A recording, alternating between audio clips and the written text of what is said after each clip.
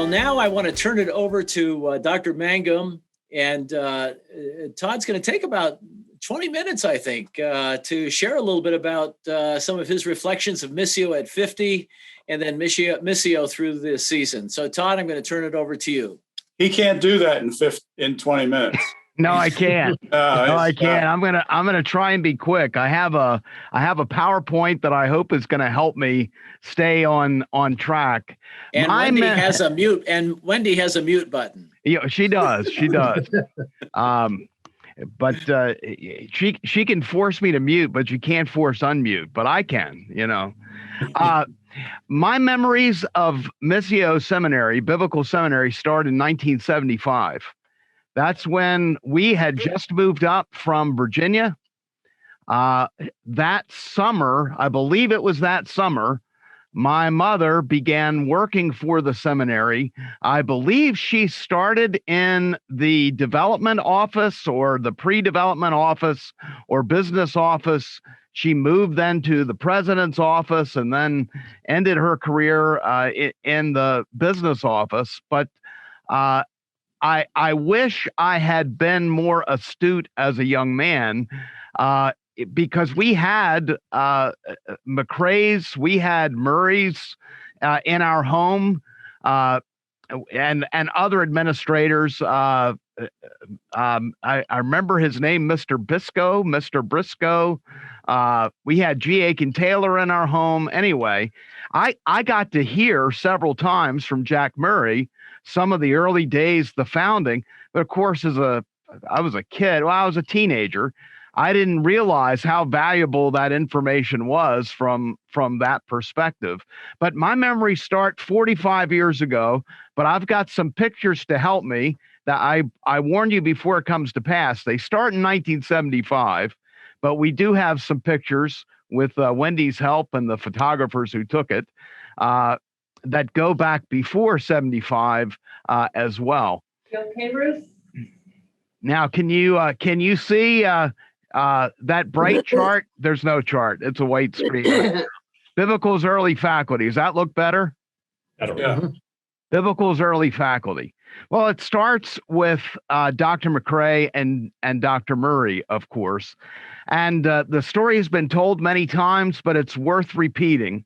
What you have here in Murray and McCrae is the distinctive combination of a world-class biblical scholar with passionate, innovative evangelism.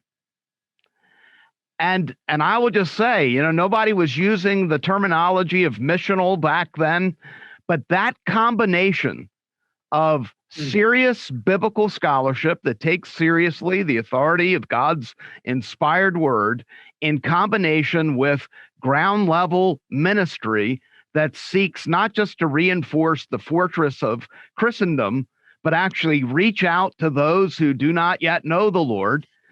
That combination has underpinned the DNA of what forms the seminary to this day. Though McCrae and Murray, I never actually had a class with Dr. McCrae.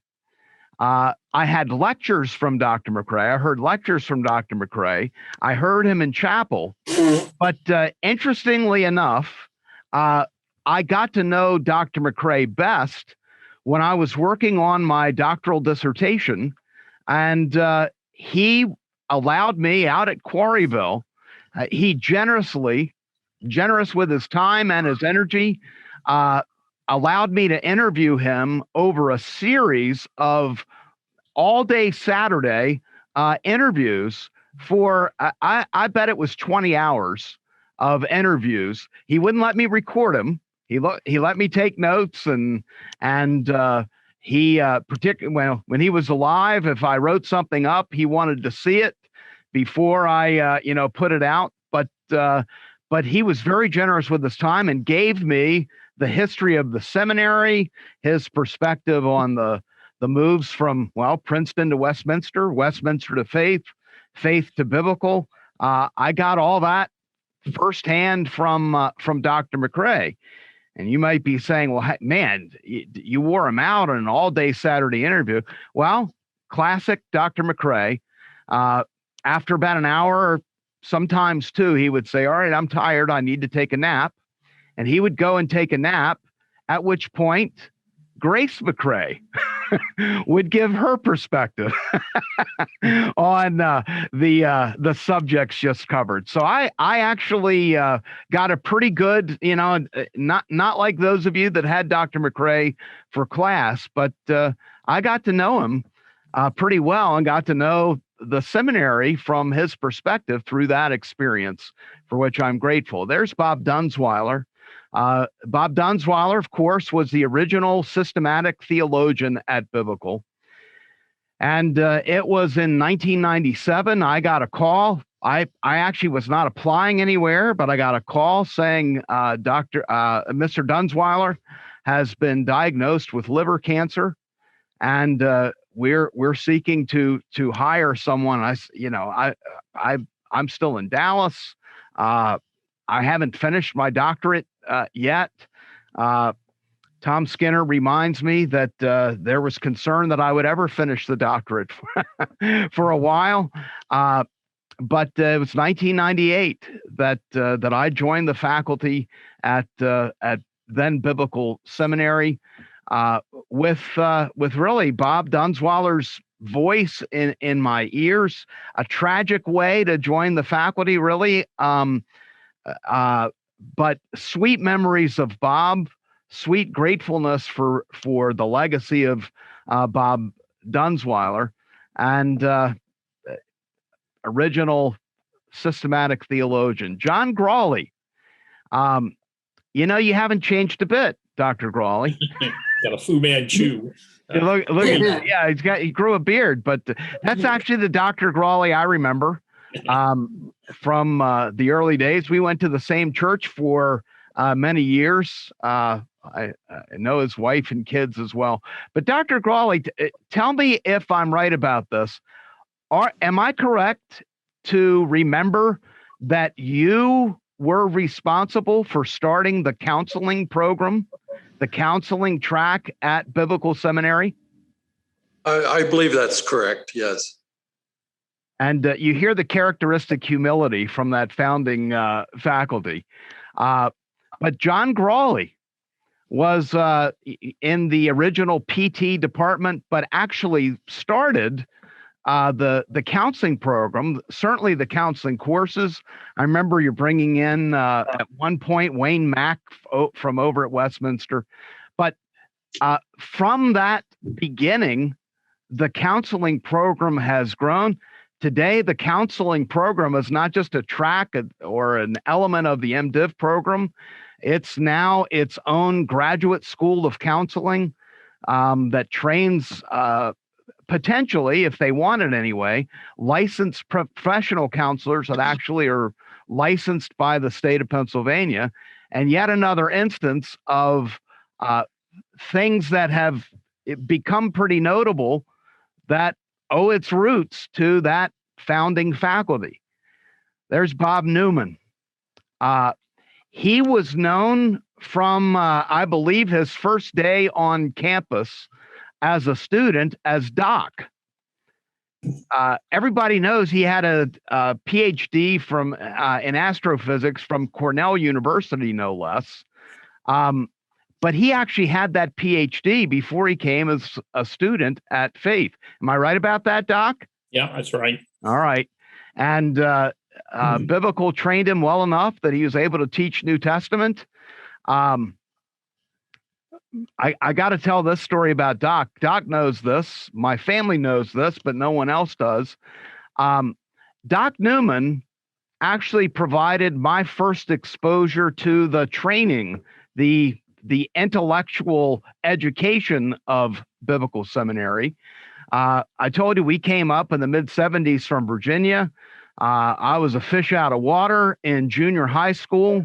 But somebody at Indian Crest Junior High School, some faculty member had the idea, wouldn't it be great to introduce students, junior high students, to Van Doniken's was it crash go the chariots or chariots of Chariots of gods. chariots of the gods, Yeah. chariots of the gods, but a loony kind of theory. But the idea was what we know as Judeo-Christian religion was actually started by visitors from outer space. And some of these ancient symbols and pyramids and things are actually indicating visitation from space being, just nuts, right? But as an impressionable, already out of place junior hire, it sent me into something of a tailspin, crisis of faith. And a Christian teacher at Indian Crest Junior High School had the idea, well, if we're going to be teaching these junior high students this nutty stuff, let's have somebody give another perspective. And that person who gave the other perspective was one Dr.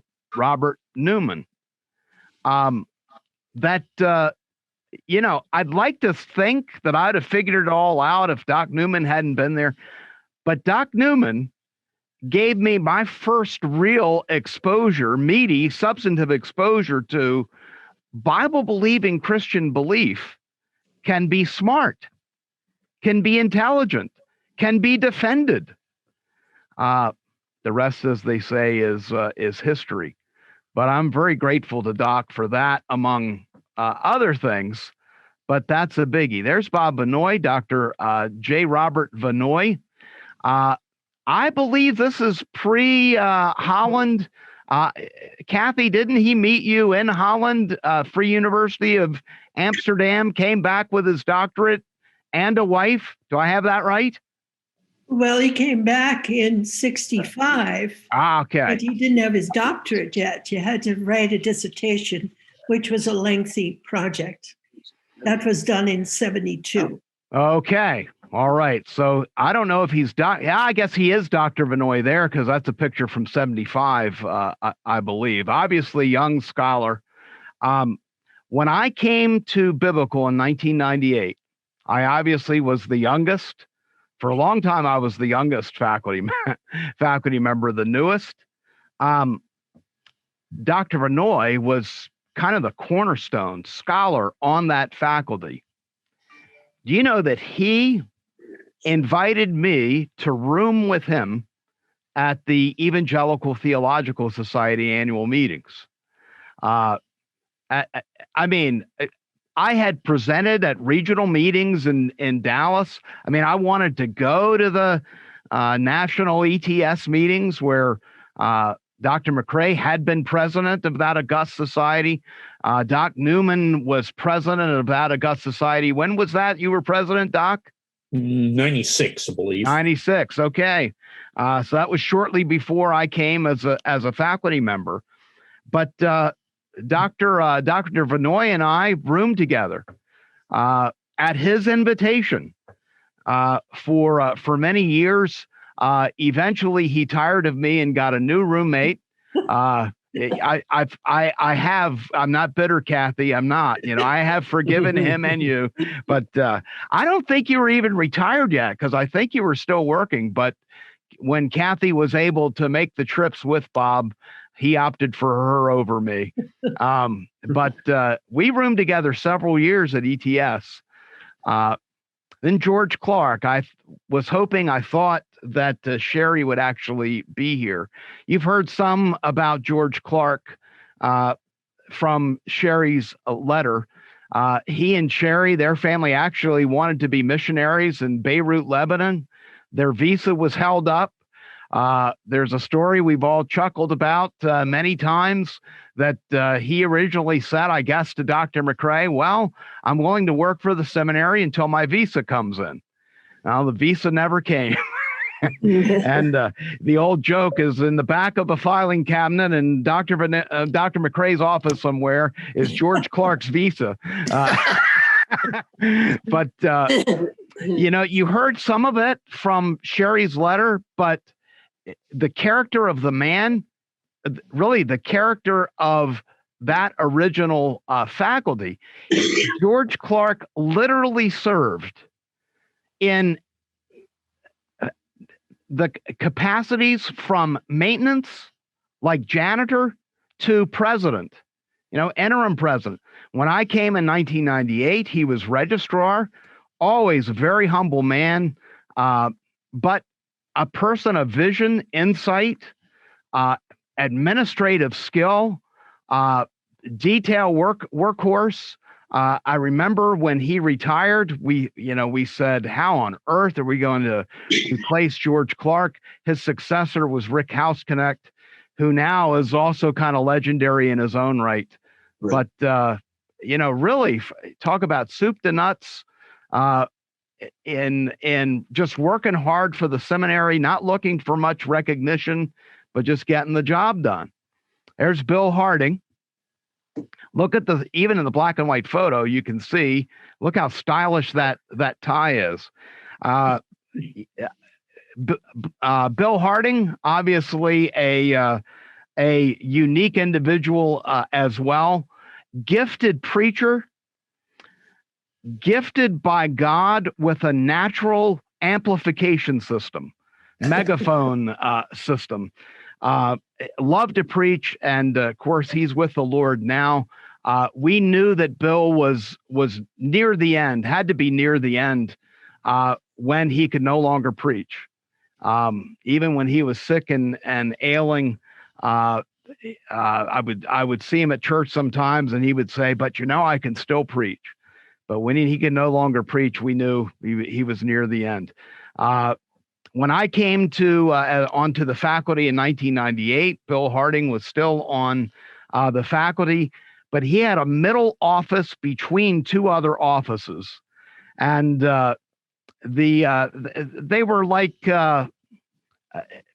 they weren't temporary offices, but they had been kind of put together with what would you call them? Plywall kinds of walls. But Bill Harding, was pastor. So he would pastor students, including engaging in some counseling, but it was kind of humorous. At least in some ways it was kind of humorous, because when Bill Harding spoke, you could hear his voice all the way up the hall. And sometimes he would say things to students, who were coming to him with issues in ministry or problems. And you could hear him say, "Well, now, come on now, tell me now, nobody here but you, me, and the Lord," and which thundered throughout, through the office. You couldn't hear the student. You could definitely hear Bill. And then Thomas Vernon Chauncey Taylor. How long has it been since you've heard all four of those names, Ruth? Tom, of course, is a delight. Great sense of humor, as well as knowledgeable faculty member, read like a machine. He actually was the one who got me into speed reading, an honest person of integrity. He would go to a bookstore and he could read fast enough that he could read the book in the bookstore. But if he read it, he would buy the book, even though, he'd read it, but he would buy the book. Thomas V. Taylor, TVT, was the first one to encourage me to consider God's call on my life as a teacher, as a professor. He had started what was then known as the Lay Institute at Biblical Seminary. I taught in that. Some of the feedback, interaction in that, it was Tom Taylor who said, "Todd, I was a youth pastor at the time, said, I know you're youth pastoring and whatnot, but I think you ought to consider getting a PhD and going into teaching." And of course, jobs were not plenteous, and he was one with my parents who said, "Well, it only takes one." But he was the one who encouraged me to go into teaching. This faculty is the reason I fell in love with Biblical Seminary. Just spoke with my mother yesterday. she is, I'll come back to this. She's doing well. She's well cared for at Peter Becker. Her memory is fading. It's not Alzheimer's, something slower moving than that, but her memory is fading. So that she asked me 3 times in the conversation yesterday, why wasn't I invited to that you're doing tomorrow? But, well, one, it's the original class, Mother, and 2, you don't have Zoom or a computer. But I understand. I'm going to defer to Kathy Benoit on this. She's the expert in this. But I believe I have this right, that emotional memory is the last to go. Am I right about that, Kathy? Yes, you're right. So she has trouble. Her long-term memory is better than her short-term memory, but she remembers how she felt. She still has that emotional memory. So even yesterday, she said, as we were talking about the early days of biblical, she said, those were the best days of my life. And, this is the group that I fell in love with too. The humility, the character, the competence. I'm going to move quickly through the rest of this, but Dr. Cohen, you're in here. We haven't forgotten about you. But here's the facility, of course, an old elementary school that the Lord provided remarkably for. There's a brick from the elementary school. I understand you can still get a brick with a generous donation. Well, you may be giving them away by now. And I understand we removed it. That wasn't thrown at us, but there is the original class graduation with the choir singing. Students attending chapel. That's how Dr. McCrae looked when I remember him speaking in chapel.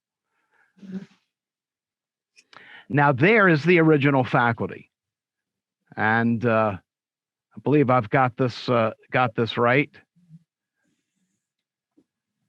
That's you, right, Dr. Cohen? That's him. I believe it is. Yes, it is. Yes, it is. All right. I look the same today. All right. We're gonna say that's you anyway. But look at that. You can kind of see their personalities. I'll tell you what scares me when I look at a picture like this. Every single one of those guys is younger then than I am now. Can you believe it? I mean, there's some Ecclesiastes, which I learned from Tom Taylor in that. But that's the original I want to know faculty. why 4 of them are looking at Dr. Cohen. Well, The he 4 looked on like, the right are all looking at Dr. Cohen. well, they are. Well, and if you look really closely at Bob Benoit, his face is this way, but his eyes are in the far right, which is a classic Benoit posture. I don't know if he was eyeing Newman or what, but, I'm not sure Dr. Cohen wanted his picture taken, but I think he's saying go away or something. I don't know. Anybody remember what the topic was? Looks like it was controversial, but there's George and Dr. Cohen. There's Dr. Cohen's famous grainy picture of famous model of Jerusalem. Is that Built in large scale, 45 foot by 25 foot, as the Holy Land experience in Orlando. Wow. And was that made of Legos or Legos? Legos? Partly, but the one he did down here was made of wood. Wow. Painted with stone paint and everything else. Wow. Impressive. There's Professor Grawley. As I remember him, doesn't look all that different today. Doc Newman. Taylor and Benoit. I mean, look how young they are. G. Aiken Taylor. President for what, 6 months, 7 months? Succeeded by George Clark as interim from 84 to 86. If we had more time, I'd ask you to identify those students, but it's around our old Biblical Theological Seminary sign. Look at this. Dave Dunbar. I think that's in his early days as president. This is as a student. This is Dave Dunbar getting his degree from Alan McCrae. And then what's really amazing about this picture, you're seeing this here. This is Dave getting his degree from Dr. McCrae. But in the background, just over Dr. McCrae's shoulder, the shadow there, that's actually Frank James. No, that's a joke. But that is you didn't realize how precious and valuable that shot would be when that was taken. But that's got to be 1972, right? There's Bob Newman chatting it up with some students in what was the coffee shop. I believe that's Anita Wetzel in the background. Do I have that right?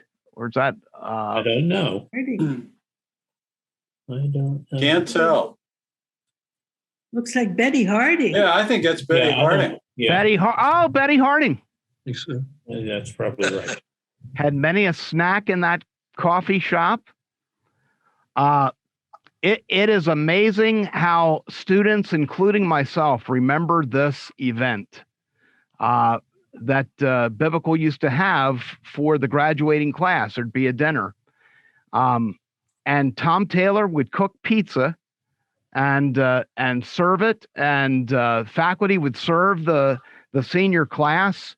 And that took on an aura. It's almost like washing the disciples' feet in people's memory. But it kind of emblemized the kind of servant spirit, the servant heart, servant leadership of that original faculty. All right. My time is about up. Yeah, my time is up. So yeah, my time is well up.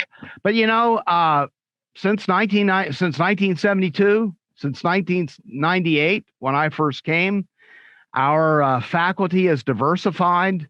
We've obviously moved to the city. We're now in downtown of a global city. Have changed our name, so significant changes. Changes that I'm grateful for. But I tell you, you talk about standing on the shoulders of giants, and that original DNA has, to mix a metaphor, has launched us far beyond what I think anybody could have anticipated in the early 1970s.